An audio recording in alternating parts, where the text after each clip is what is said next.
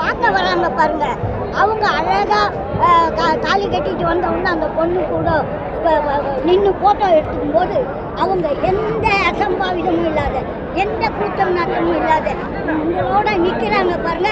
அது இந்த ஏரியாவில், இந்த குவாகம் திருவிழாவில் இந்த மக்கள் செய்கிற ஒரு கெத்து. அது எதை வேண்டிவிட்டாலும் அது கண்டிப்பாக கிடைக்கும், அது நடக்கும்.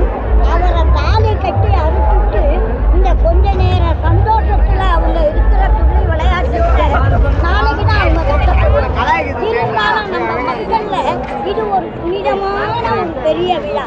இங்க அன்னதானம், ஆனதானம், இங்க இருக்கிற மக்கள் எல்லாம் வேதங்கள் இல்லாம இங்க ஒண்ணு வாங்கினா ஒண்ணுக்கு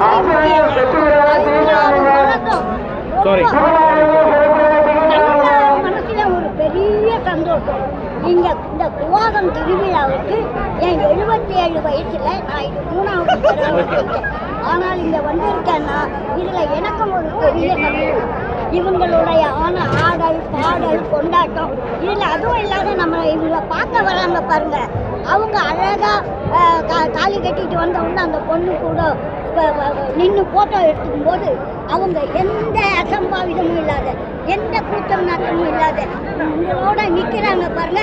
அது இந்த ஏரியாவில், இந்த குவாகம் திருவிழாவில் இந்த மக்கள் செய்கிற ஒரு கெத்து. அது எல்லாரும், எல்லா பெண்களும் யாராலையும் இதை செய்ய முடியாது. குவாகம் பெண்களை நீங்கள் டீப்பாக மதிக்காதீங்க, டாப்பாக மதிங்க. அவங்க டிஸ்டி கொடுத்தனாங்கன்னா உங்களுக்கு ரொம்ப நல்லது. சார், பெங்களூர், கல்கட்டா அந்த மாதிரி சைட்லெல்லாம் இவங்களை எப்படி தெரியுமா வரவேற்பாங்க? நீங்கள் இவங்களை எப்படி வரவேற்கிறீங்களோ எனக்கு தெரியாது. நான் இவங்க எல்லோரையும் வரவேற்கிறேன்.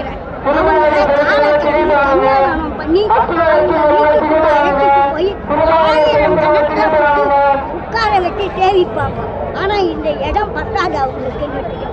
பெரிய பெரிய கோட்டீஸ்வரங்களாம் இவங்களை அழைப்பாங்க வெளிநாடுங்களெல்லாம். இதெல்லாம் எனக்கு தெரியும்.